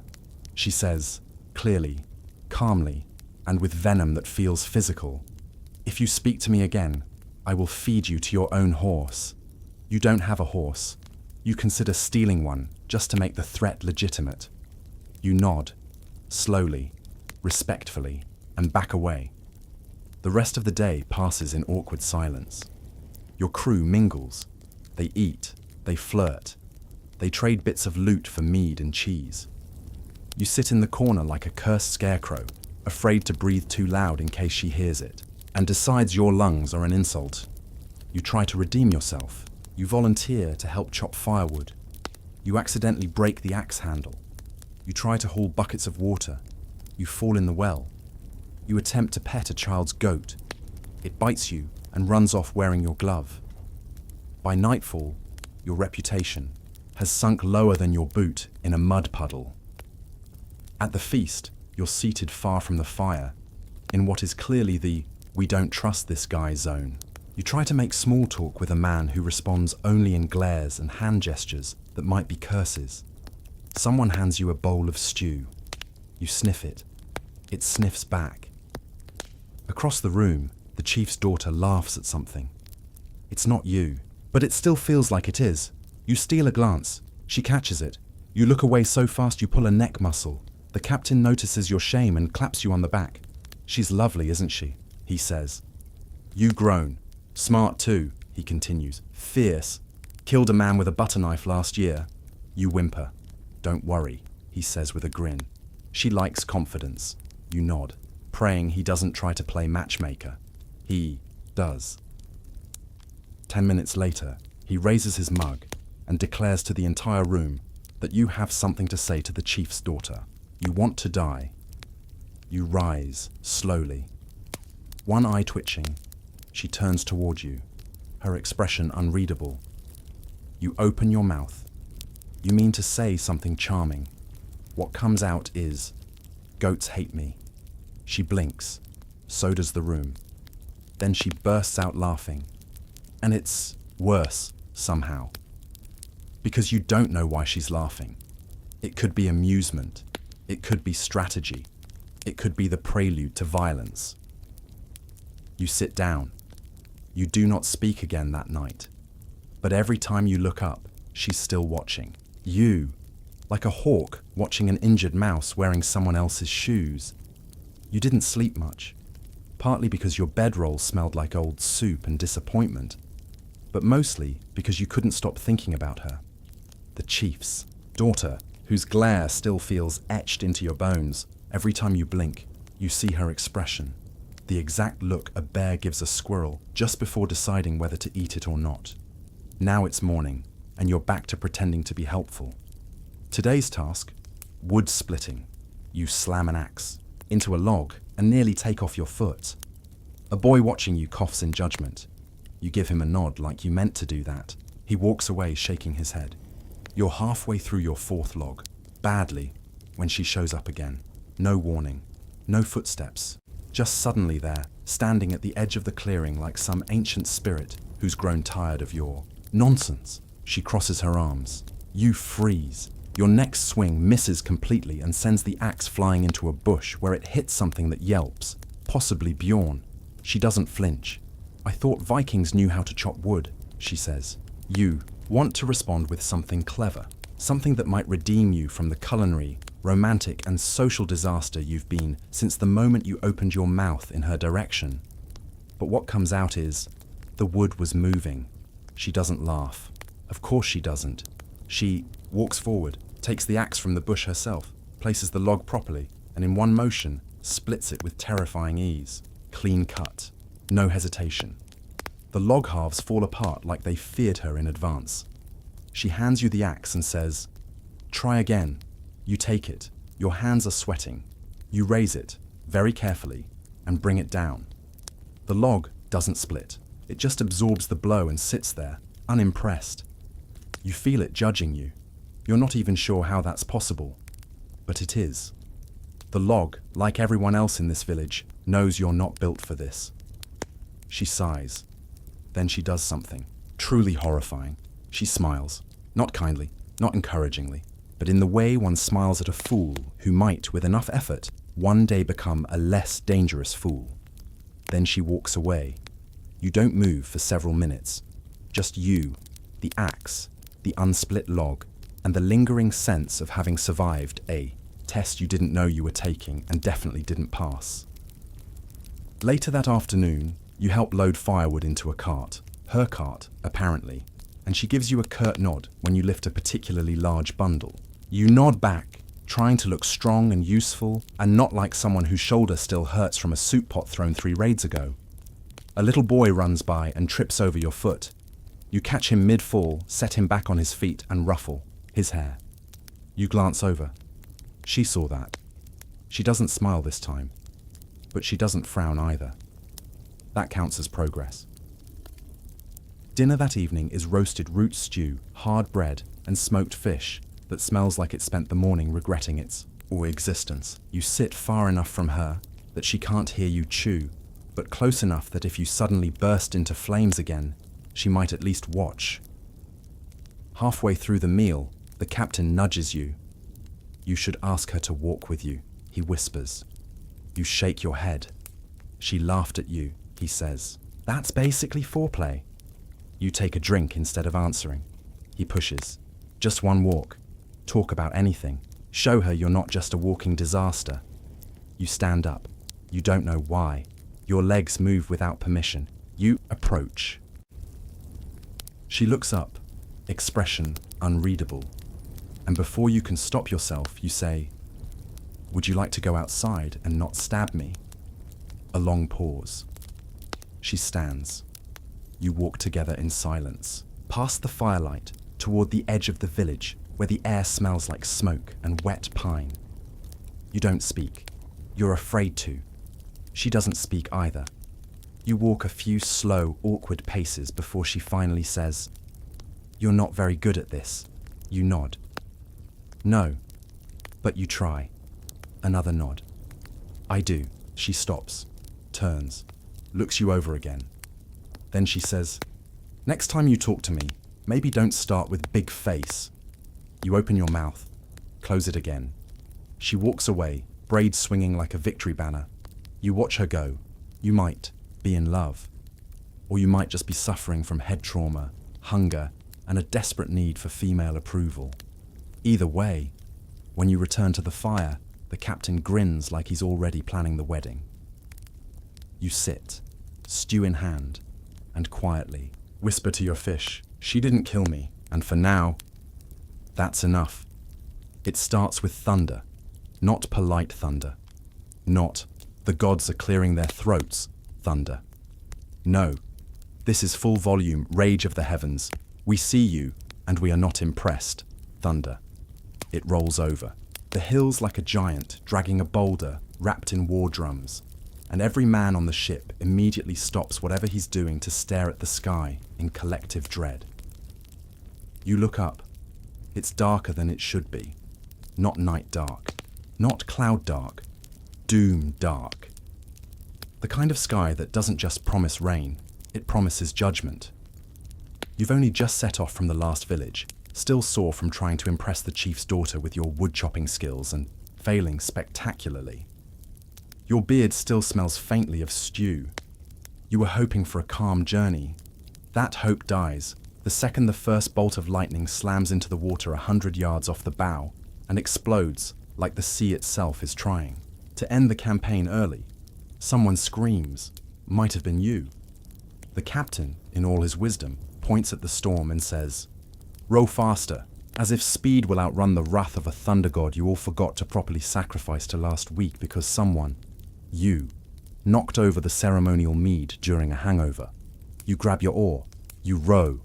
Everyone rows. The sky cracks again, louder, brighter. A blinding white flash, followed by a sound that rattles the planks beneath your feet and causes two grown men to immediately soil themselves. They don't deny it. They don't have the energy. Rain follows. Horizontal rain. Aggressive rain. Rain with muscle and attitude. It soaks through every layer in seconds and adds insult to injury by somehow making your wet boots wetter. Your shirt clings to you like a remorseful ex. Your hair flattens against your scalp like it's given up. Your soul feels soggy. The wind screams in your ears. The sea thrashes beneath you. And then, the inevitable. Crack, splinter, roar. A wave rises like a mountain and comes crashing down on the boat with the full enthusiasm of Thor himself, trying to play whack-a-mole with a longship. The mast shatters. The sail is ripped clean, off. The tiller is gone, probably floating, possibly in another country. And then you see it. Lightning, too close, too fast. A blinding white flash, and the guy next to you, Steinar, dependable, quiet, always chews with his mouth closed, is struck mid-row. You don't scream, you shriek. Steinar stiffens, sparks fly from his teeth. His eyes go wider than any man's eyes should, and then he collapses backward, smoke curling out of his ears. You look up at the sky, soaked, frozen, gripping a half-broken oar in one hand and a bladder full of panic in the other, and you ask the question no Viking ever wants to ask. Was that meant for me? Because it might have been. The gods are petty like that. You scan the deck. Half the crew is face down. A few are bailing water with helmets. One man is praying loudly and inventing new words. Another is just laughing. High-pitched, hysterical, not right in the head kind of laughing. As if he's finally realized what kind of cosmic joke you're all trapped in. You're not even steering anymore. There is no steering. The boat is at the mercy of the waves, which are playing with it like cats play with doomed birds. You can feel the hull groaning, the wood warping. You've been through bad storms before, freezing rain, rogue waves. That time, Bjorn fell overboard and took 3 oars with him, but nothing like this. This is divine punishment. This is personal. You call out to Thor. You promise to offer a goat, a real one, a good one. You promise never to mock Odin's missing eye again, even though your drunk uncle insists it's just an aesthetic choice. You offer your shield, your sword, your next raid's loot. Then, realizing that's probably not enough, you offer Bjorn. The wind shifts slightly, promising. You see land. Just a glimpse, a grey blur between sheets of rain, but it's there. You shout. Others look. Hope returns for half a second. Then another wave hits. The boat flips. Not gently, not gradually, not in a way that allows you time to prepare. 1 second you're above water, clutching the railing with knuckles white and heart hammering like a cursed drum, and the next, you're in it. Cold, dark, endless. The ocean swallows you like it's been waiting all day, and as you tumble through the salt and bubbles, something brushes your leg. Maybe kelp, maybe a fish, maybe the hand of Steiner, who is now very possibly a lightning ghost. You kick, you flail, you rise, and just before you breach the surface, lungs burning and soul screaming, you hear one final, distant crack of thunder, and swear you hear laughter. Not your crew's, not your own, the gods. You wake up coughing brine, not gently, not delicately. You lurch upward with all the grace of a man giving birth to seawater, hacking and wheezing, and spitting out half the Atlantic, one miserable splash at a time. Your ears ring, your nose burns, your eyes sting. Everything hurts, which is the only confirmation you get that you're still alive. The sky is grey. The waves have calmed, which is suspicious. You roll onto your back, coughing wetly into the surf, and stare up at a world that very clearly tried to kill you, and seems annoyed it failed. You lie there for a moment, soaking in your survival and regretting every decision that led to this beach, including trusting boats, trusting gods, and trusting Steiner, whose last contribution to your life was being turned into a Viking-shaped lightning rod. You sit up slowly. A crab scuttles past your foot. You try not to take it personally. The coastline is bleak and unfamiliar. Jagged rocks, bent pines, seaweed that looks like it wants a rematch. There's no sign of the ship, just broken planks scattered like the gods sneezed out a wooden regret onto the shoreline. A single oar lies beside you like a sad broken limb. You pick it up anyway. It's the only thing in your life right now that resembles stability. Then, in the distance, movement. You squint. A man stumbles out of the surf like a drunken seal. It's Bjorn. Of course it is. His clothes are shredded, his beard is full of seaweed, and he's dragging a seagull by the neck like it owes him money. You wave. He flips you off. You both nod. That's the Viking way. More figures appear. Scattered survivors washing ashore in various states of confusion, coughing up seawater and muttering prayers or curses, depending on how close they got to the lightning. One man is dragging the sail behind him like a wedding train. Another is sobbing over a barrel that may or may not be full of pickled fish. You do a head count. Roughly half the crew survived. The captain's alive. Barely. He's missing a boot and a chunk of pride. He pulls himself upright using a log and promptly declares the voyage a success. You punch him in the arm. It's tradition. There's no plan now. The boat's gone. Your supplies are soaked. The maps, such as they were, have dissolved into pulp. The food is sea salted beyond recognition. The wine is missing, probably stolen by someone smarter. And you're stranded in what looks like the least interested part of the known world. Someone mutters, "We should pray." You all stare at him. Pray to who? You snap. The same gods who just played dodge the lightning with our heads. He shrugs. Maybe just general gratitude. You throw a soggy boot at him. A seagull immediately steals it. You and the surviving crew gather what little is usable. Wet cloaks, dented weapons, one surviving sausage that's now revered as divine, and begin wandering inland in search of something less fatal than the sea. The terrain does not improve. You trudge through bogs, over slippery stones, under trees. That drop water on your head with passive-aggressive timing. Your feet squelch, your fingers prune. You swear your skin will never dry again. It's just who you are now. Wet man, formerly Viking, current wrinkled raisin of rage. Eventually, you reach higher ground. You collapse. Everyone collapses. The captain sets a fire using wet twigs, sheer willpower, and a cursed whisper to Loki. It smokes more than it burns. You gather around it anyway, because it's warm and you're too tired to care if it's summoning demons. Then you hear thunder again, distant, low, mocking. You glare at the sky. You raise your fist, and you shout, "Try harder!" The sky responds with a quiet rumble, just enough to remind you who's in charge. Bjorn leans over and says, "I think the gods just winked at you." You don't respond, because honestly, they probably did. Later, as you drift into sleep beside the smouldering fire, wrapped in damp fur and existential crisis, someone whispers, "We should have stayed home." You nod, half asleep, half drowned, and fully aware that tomorrow will probably involve blisters, wild animals, or more lightning. You mutter, "Thor missed," and the gods, somewhere far above the clouds, laugh again.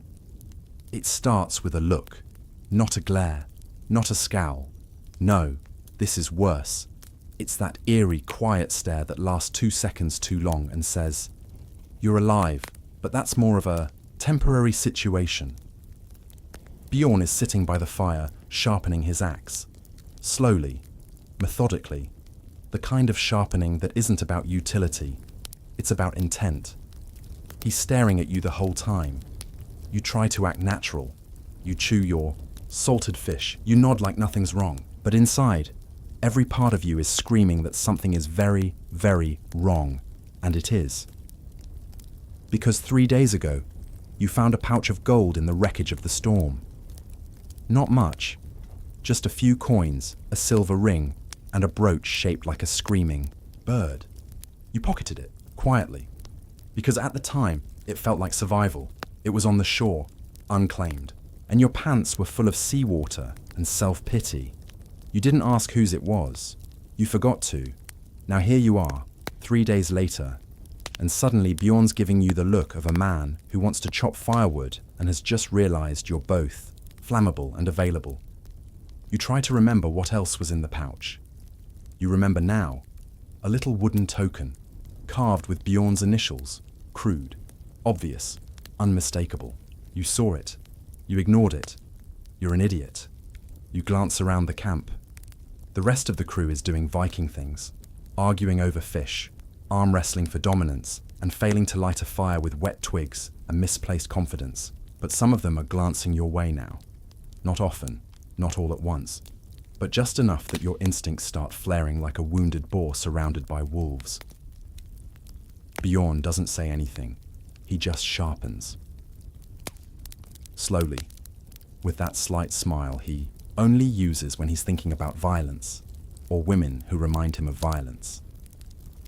You consider returning the gold, quietly, casually, maybe slip it into his pack and pretend nothing happened. But you already spent some of it. A coin for extra food, another to bribe your way out of latrine duty, and the brooch, you traded it for a new set of boots, which are now soaked in mud and regret. You are in every measurable way screwed. That night, you pretend to sleep with your axe close and your back to a tree. You do not sleep. Every branch snap sounds like judgment. Every cough sounds like someone warming up before stabbing. At one point, you think you hear whispering. It might be wind, or it might be a murder plan, rehearsed just out of earshot. The next morning, your pack has been moved. Just a little. Nothing missing, nothing obvious. Just moved. You check your knife, still there. You check the gold, gone. You stand up fast, too fast. Everyone turns. You force a smile and say, "Morning." No one answers. Bjorn's not sharpening his axe anymore. Now he's oiling it and singing, and the song has your name in it. You make your way to the captain and casually ask if there are any tasks that need doing.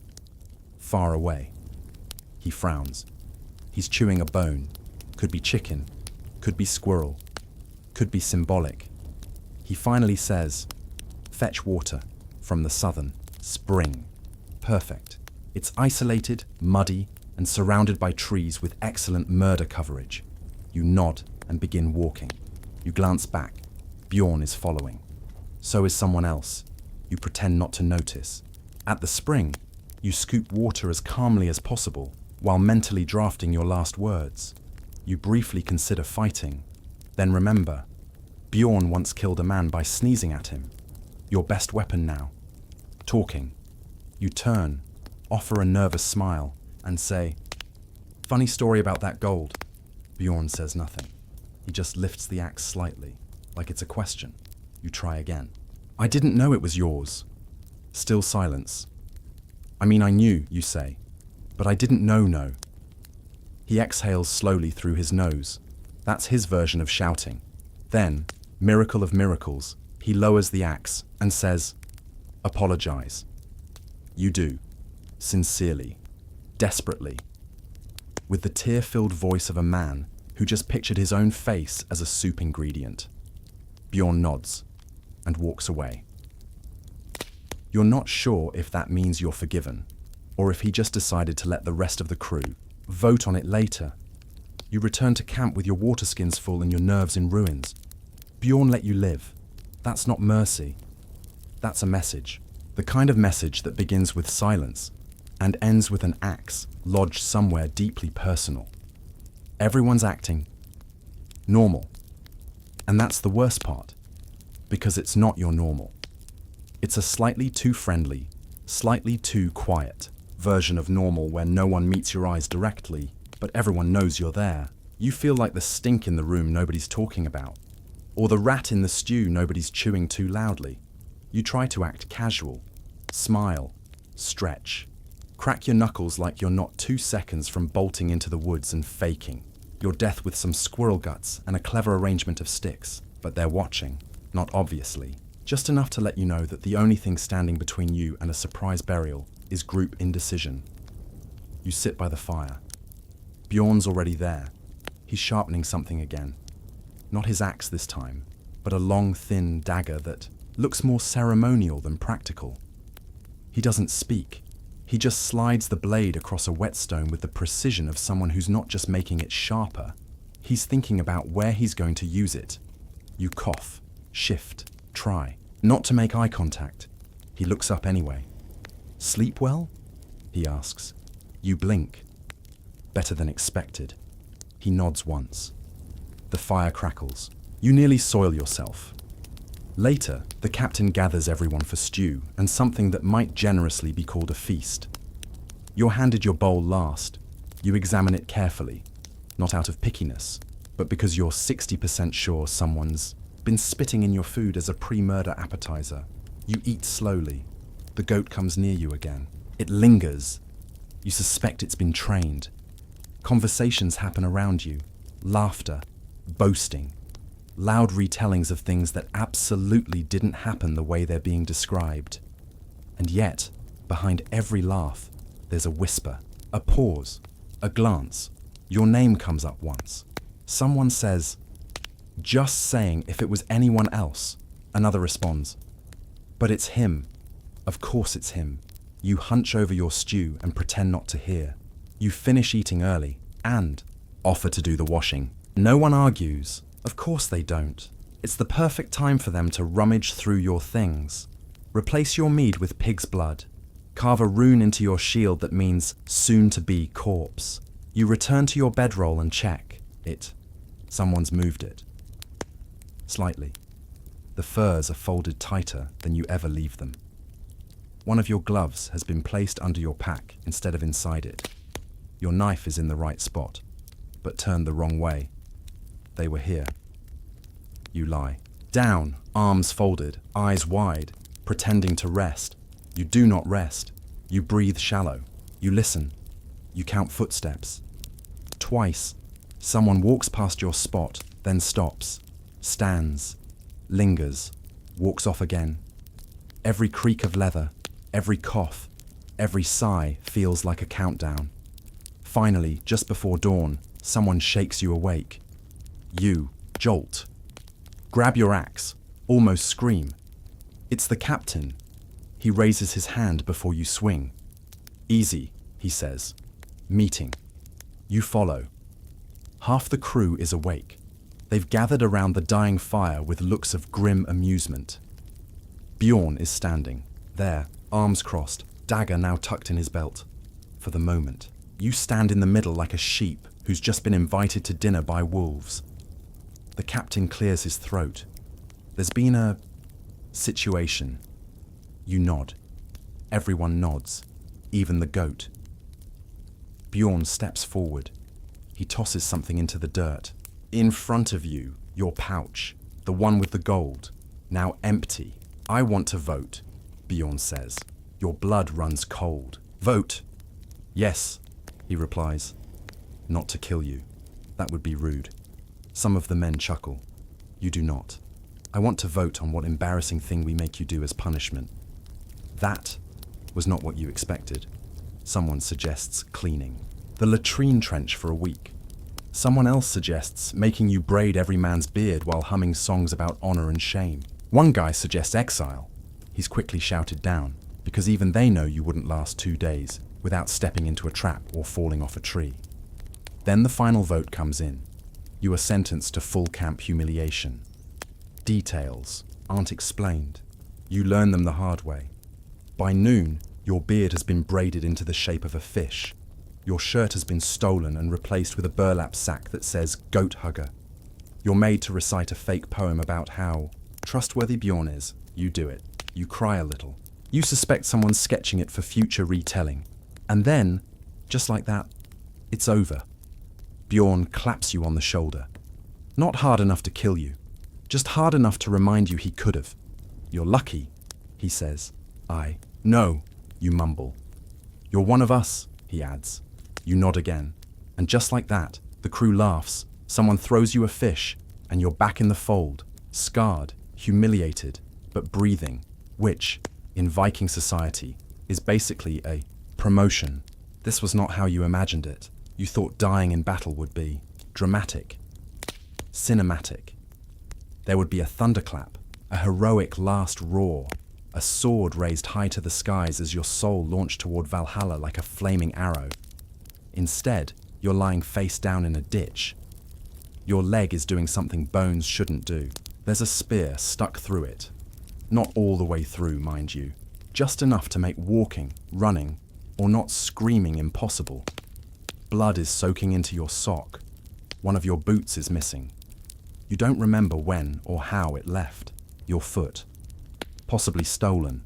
Possibly floating. Possibly wearing it as the goat that keeps showing up to mock you. Above you, the sky is grey and indifferent. It's the perfect sky for dying anonymously. And you? You've never felt less glorious in your life. The raid was supposed to be simple. That's what they always say. Just a tiny fishing village, few guards, no real defenses. In and out before breakfast. It was even your idea. You pitched it. You wanted something easy after the last few weeks of rowing, bleeding, and being emotionally terrorized by Bjorn. But the village wasn't undefended. It was quiet. There's a difference. Because right after you kicked in the first door and shouted something inspirational, probably loot and glory, or whose stew is this? Someone threw a pitchfork at your chest. You dodged. Into a goose. The goose bit you. You screamed. Someone else stabbed you. The rest is mostly pain and crying and falling over things. And now you're here. In a puddle. In pain. Possibly dying. Not one bard will ever sing about this. You shift slightly and whimper. The spear is still there. There's mud in your mouth. Something squishy in your ear. You try to call out, but your voice cracks like wet firewood. Instead, you gurgle something that sounds like milk. Then you hear it. Footsteps. You prepare for death. Or worse, looting before death. But it's Bjorn. Of course it is. He stands over you like a disappointed parent, catching you halfway through burning down your own tent. He squints, then frowns, then sighs. You look terrible, he says. You spit out mud and blood. Thank you. He crouches beside you and examines the wound. whistling softly. That's not where a spear should be. Really, you grunt. Hadn't noticed. I mean, it's impressive, he continues. They got you at just the right angle to ruin your whole week, possibly your life. Thanks for the analysis. He shrugs, then hands you a flask. You sip. It's not water. It's something stronger, possibly flammable. Your face goes numb. So does your memory. Feel better? He asks. Can't feel anything. Perfect. Bjorn grabs you under the arms and hauls you out of the ditch, like a sack of underperforming flour. You scream. He tells you to hush. You scream again. He threatens to put you back. You hush. You limp together across the wreckage of the raid site. Bodies. Smoke. Broken weapons. A sheep that seems entirely too relaxed for the circumstances. The battle's over. Technically, your side won. If you define winning as still breathing, and in possession of more pigs than you started with. The camp is quiet. No cheering. No celebrations. Just the kind of silence that comes after too much shouting, stabbing, and realizing your friend got struck by a frying pan. You collapse near a fire. The fire collapses too, because it's barely lit and the wind hates you. A woman you don't recognize tosses a rag at you. It might be for your wound, or your dignity. You apply it to both. Bjorn sits beside you, eating something that might be meat. You ask. He says, "Better you don't know." You nod. Then he says it. "You think you're going to Valhalla like this?" You blink. What? He gestures to your state. Tattered clothes, half a beard, spear still protruding. You think the gatekeepers are going to look at that and say, "Yes, this is what eternal glory looks like." You groan. "I killed someone. So did the goat. Still counts." Bjorn takes another bite of meat maybe and chews slowly. It's not about dying. It's about dying well. You die falling down a hill, pants around your ankles, screaming for your mother. The gods don't call that valor. They call that entertainment. You hate how much sense that makes. Valhalla's got rules, he continues. It's not a homeless shelter for idiots who tripped on spears. It's an elite club. Golden mead. Giant tables. Endless pork. And you. Know what else? You sigh. Dress code. Exactly. You look down at yourself. Torn tunic. One sock. Dried blood everywhere. You wouldn't let you in either. You lie back on the dirt and stare at the smoky sky. You were supposed to die heroically, in a clash of steel, in a wave of glory. Instead, you got flung into a ditch and rescued by a man who eats things without identifying them first. If there's an afterlife, they're laughing, and you're not even on the list. You don't die that night, which is both impressive and wildly disappointing, because after everything, the spear wound, the blood loss, the humiliation of being dragged like a fishless net through camp, you were ready. You'd made peace with the gods. You'd even come up with a dramatic last line. Something like, "Tell Freya I come with fire." But no, you woke up instead. Cold, shivering and crusted in dirt. Still here. Still uninvited to Valhalla. The spear is gone. Someone pulled it out while you were unconscious, which was considerate, except they didn't bandage the hole, just shoved some herbs in it and left a note that said, "Don't walk too much." You don't know who did it. You assume either the healer or Bjorn, possibly the goat. It's hard to say anymore. You sit up with a groan and immediately regret being alive. Your whole body feels like it was forged out of regret and then hit with a hammer of failure. Your back aches, your leg pulses, your head rings with the dull echo of disappointment. You've officially become a burden. Bjorn appears from nowhere and tosses you a piece of bread so hard it hits your chest and bounces into the dirt. You pick it up anyway. It's slightly warm, slightly stale, and still better than dying. "Still breathing, I see," he says. Unfortunately, he squats beside you and rips into a hunk of meat like he's trying to intimidate it. "You know, most men would have bled out." I tried. "You're just too stubborn," he says, as if it's an insult and a compliment rolled into one. Greasy observation. You chew your bread in silence. Every swallow feels like betrayal. You're alive, but you missed your shot. You won't be sung about. You won't be etched into a shield wall mural. You'll be remembered, if at all, as the guy who screamed, "My knee!" louder than his own war cry. You ask, did we win? Bjorn shrugs. Depends. We took the town. Burned half of it. Lost 4 men. Gained 3 pigs. I'd call that a tie. You nod. Then he adds, they buried Eric with his sword, and 2 of his teeth. You blink. He died? Bjorn nods. Tripped on a rock.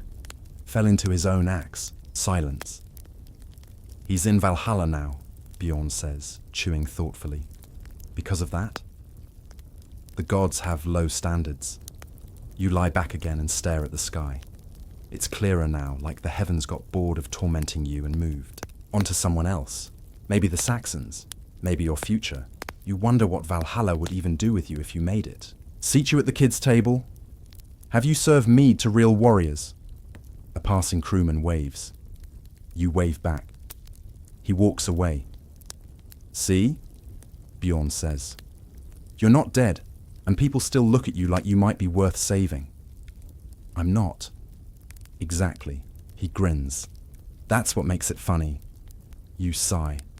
What now? Bjorn leans back on his elbows. We heal. We rebuild.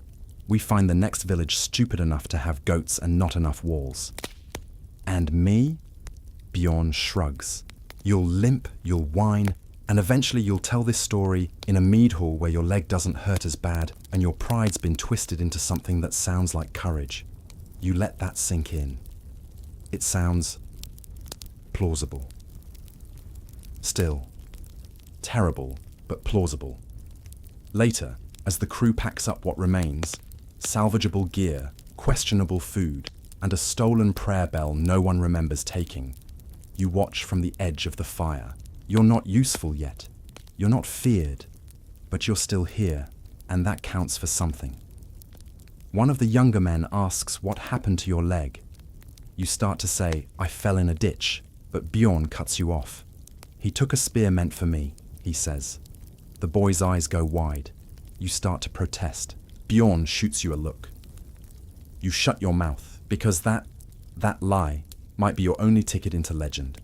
And if you ever do reach Valhalla, it'll be thanks to that one spark of mercy from a man who once threatened to cook your fingers.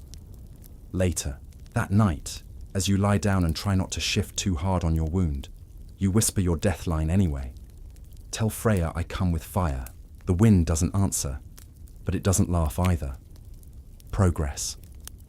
After everything you've survived, the storms, the arrows, the axe wounds, the goat that nearly drowned you in your sleep, it's your stomach that finally turns against you.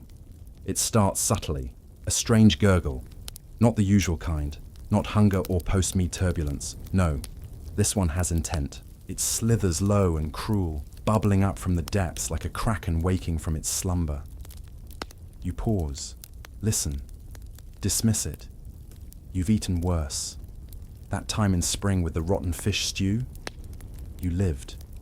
That time Bjorn dared you to chew something. Moving? You powered through. This is different. It's not the food that's suspicious. It's the silence afterward. Everyone ate the same stew last night.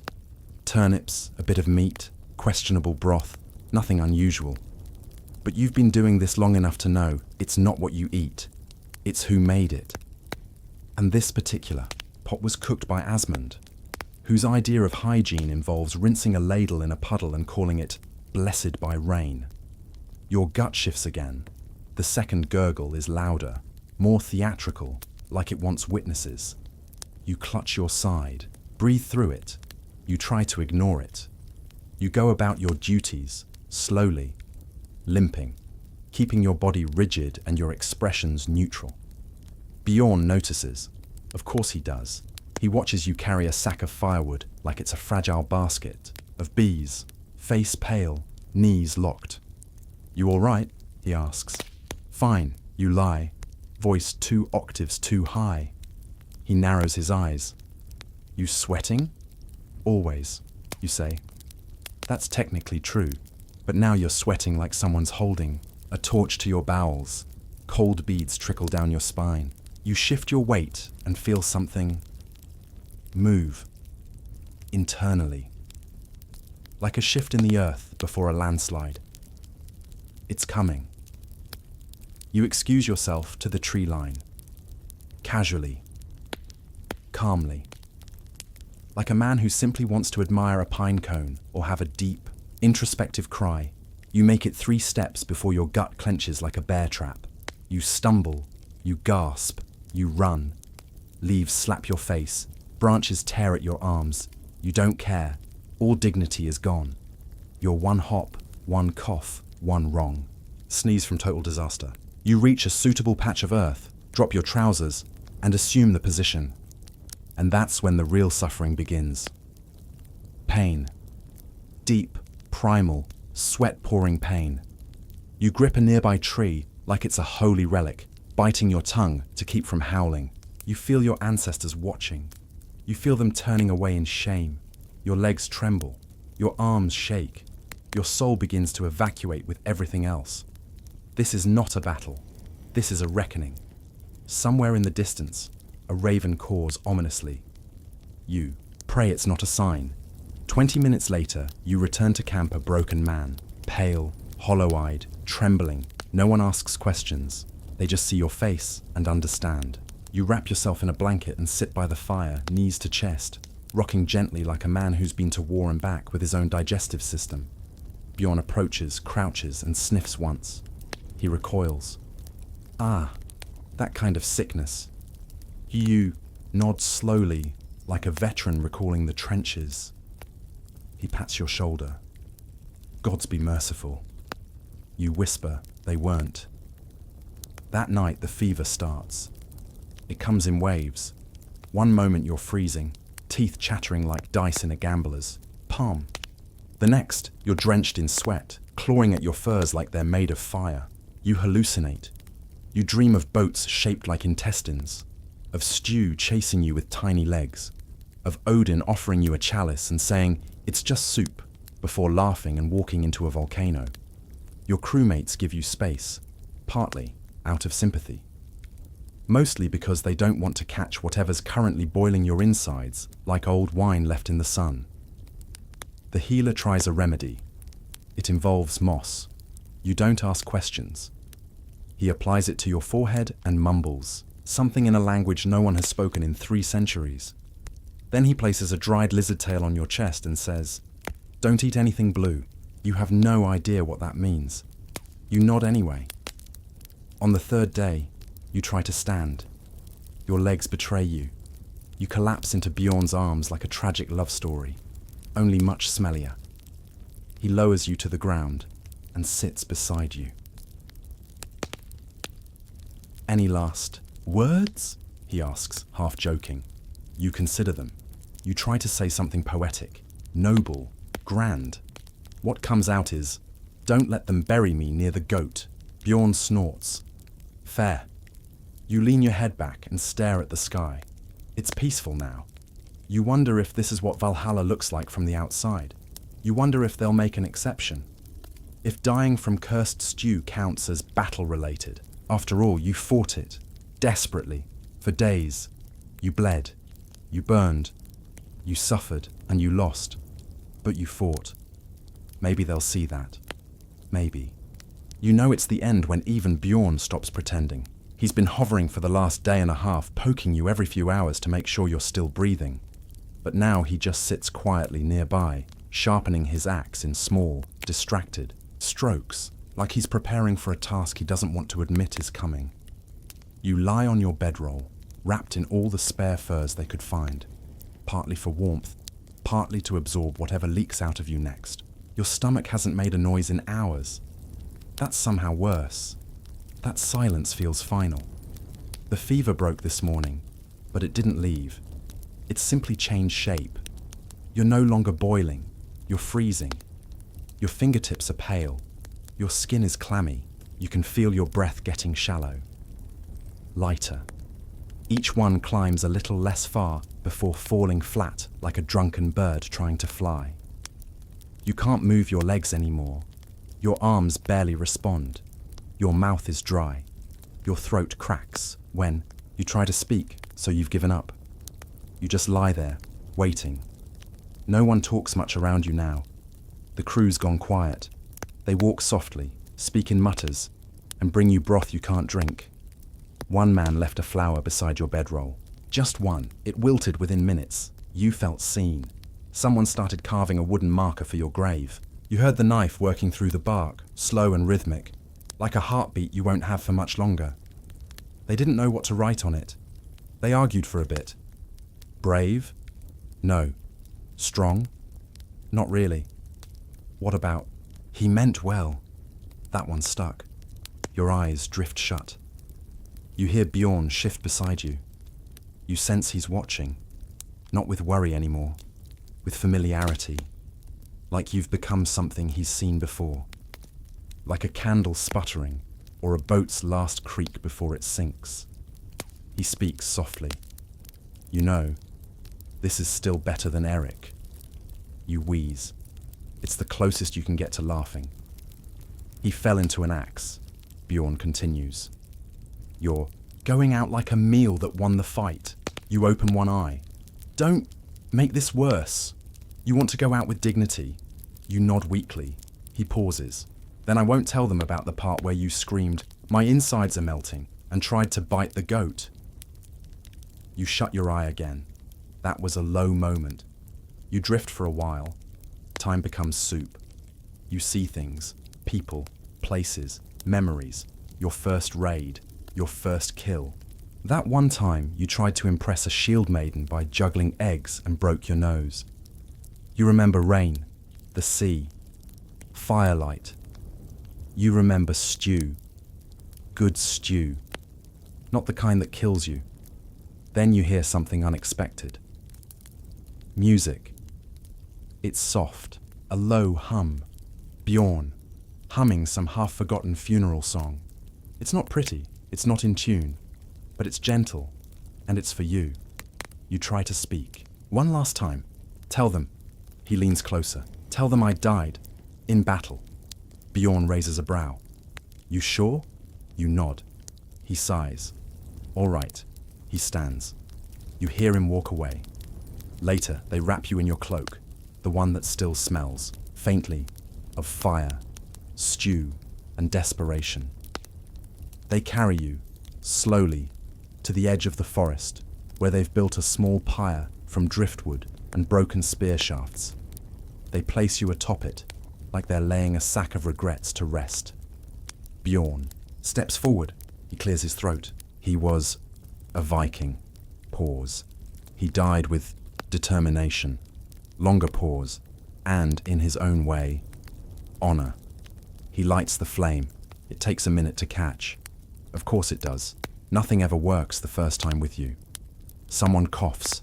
Another man whispers something about wet logs. Then the fire climbs, crackling, spitting smoke and ash into the cold air. You're already gone by then. Probably. Hopefully. The crew watches in silence. No one cries. That's not the way. But they nod. They drink. They raise their cups. 2. The idiot who stole Bjorn's gold and survived it. To the man who fought soup and lost. To the raider who died sitting down. They laugh. Quietly. Respectfully. And then they walk away. Back to camp. Back to raiding. Back to life. Bjorn lingers. For a moment. He mutters, "You'd better be in Valhalla." He waits. There's no thunder. No omen. Just the fire crackling and the faint sound of wind moving through trees. He nods once and leaves. You don't make it to Valhalla. Not the real one. But somewhere out there in the halls of memory, there's a bench with your name on it. Not near the head table, not even near the hearth. Just in the back, by the barrels, where they keep the mead no one likes to admit they drink.